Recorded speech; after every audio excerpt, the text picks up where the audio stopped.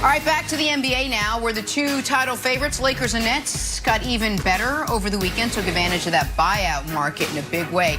Two-time All-Star Andre Drummond joining the Lakers, seven-time All-Star Lamarcus Aldridge joining the Nets, and multi-time All-Star Chris Brousard joining our little motley crew this morning. Brousard, good Monday morning to you. Thanks for being with us. Let's start with you. Which team's new addition you think gets them closer to a title, Lakers or Nets? Well, thank you, Jen. I'm usually not treated so nicely on this show, so I appreciate those words. But you said it earlier.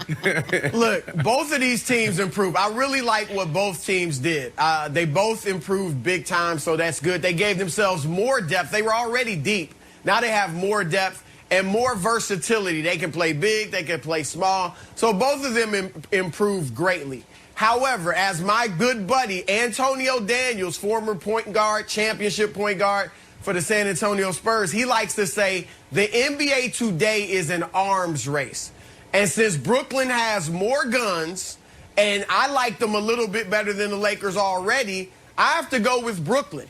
Lamarcus Aldridge, despite all of the utter nonsense on Twitter where people were acting like they added Charles Barkley in his prime, we know Lamarcus Aldridge is not what he used to be, okay? However, he still is a very capable scorer and interior defender. He's actually improved his range from the mid-range out to the three-point line. So what that does for the Nets is it allows them to, one, play super big if they want. DeAndre Jordan, Lamarcus Aldridge, Blake Griffin, or Kevin Durant on the front line. Play kind of big.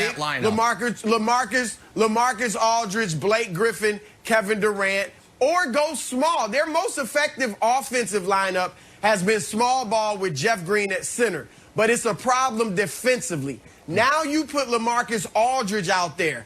He, again, unlike Nick Claxton, who's played well for them, Aldridge can keep the floor spread and be out at the three-point line or on the perimeter, and then he's a very good interior defender at the rim. So that gives the Nets a really potent small ball lineup on both sides of the floor.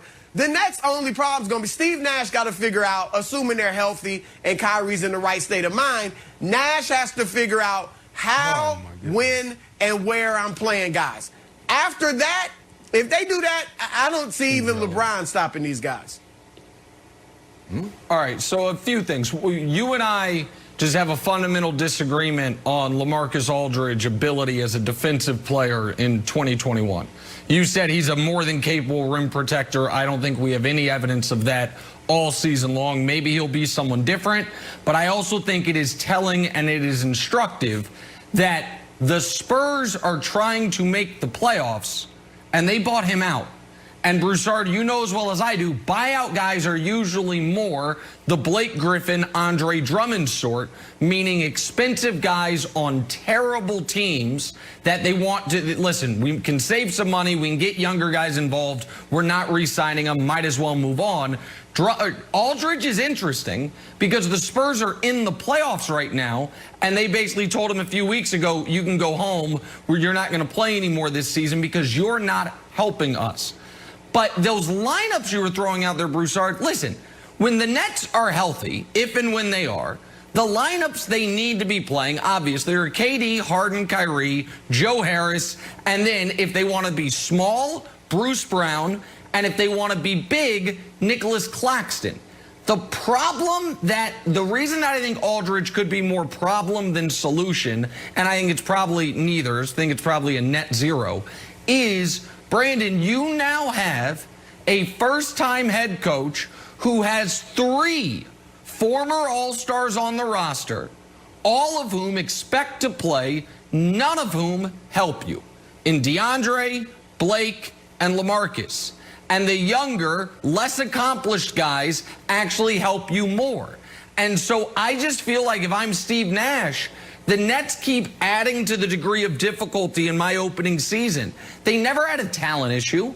Ever since they added Harden, talent hasn't been the issue. Defense has been, I believe, an issue, and we don't have to go down that road right now. But they've never had a lack of talent. And now you're adding guys who I think are going to expect roles who don't need roles. And so I don't see how Aldridge helps the Nets. Well, I disagree, and I'm going to speak from a player's position. When you're an aging player and you want to win, you just want to win. You're willing to go to a situation and sacrifice. So Blake Griffin, if he plays 10 minutes or 15 minutes, he'll be happy. Lamarcus Aldridge, same situation. And then I want to push back on you with this Aldridge thing from a player's perspective. The reason why he was sent home probably comes down to their lack of chemistry. It comes down to the drama that they've been having since 2017. Let's not get this twisted. Let's not think that these issues just started. So you have a guy that's been in San Antonio not really producing at a high level because their relationship is bad. It goes back to 2017. So yes, he's an aging guy. You know, he's not going to give you a ton, but it is a great move for the Nets. And Chris, I agree with you where this is all about depth.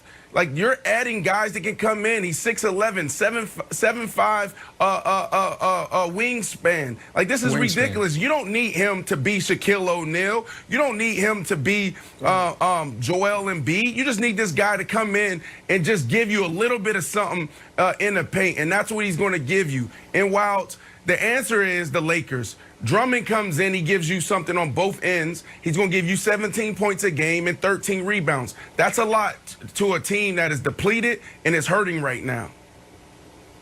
Yeah, but the Lakers got Drummond. They sort of needed Drummond. And the Nets got Lamarcus Aldridge. Like, oh, good, another piece.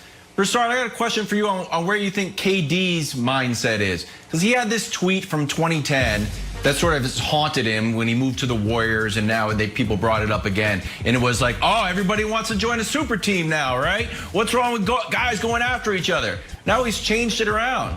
He responded to someone on Twitter, see, you really can't lead a team on your own. Said, I'll never be able to do anything that I really want to do on earth by myself. It feels like Durant has, let's say, turned an emotional page here of being like, you know what? I'm the leader of this team. Guys now want to follow me. It's not the old Kevin Durant going somewhere. I actually think the Nets are oozing confidence, and I'd like to see this from Durant. Yeah, I agree. Look, a lot of people, you know, been shooting out this weekend that, hey, Kevin Durant, he won't get credit for this championship. It's the same thing as in Golden State where they're stacked. I don't think KD cares anymore. I really don't. I like a lot of people thought he was going to Brooklyn to show I can lead my own team to a championship. I think he just wants to win. We all know he's the best player on the team. Or, you know, Harden's chasing him, but he's the best player on the team, generally speaking. Is he? Hold on. Yeah. Hold on. Is he? Is Durant the best player? I've listened to you and Brandon.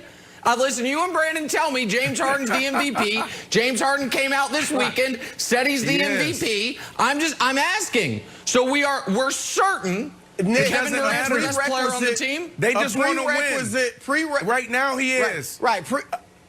A prerequisite for MVP isn't you got to be the historically best player on your team. All right now, Kevin Durant's not even playing. So James Harden is the best player right now, and he's been the best player. And here's the thing, Nick, he's the key, okay? He's the one making it all work with his unselfishness and his play at point guard. Sure. We all thought, how in the world is this going to work? It's all been because of James Harden, not Kevin Durant, not Kyrie Irving. No, don't say James we Harden. all.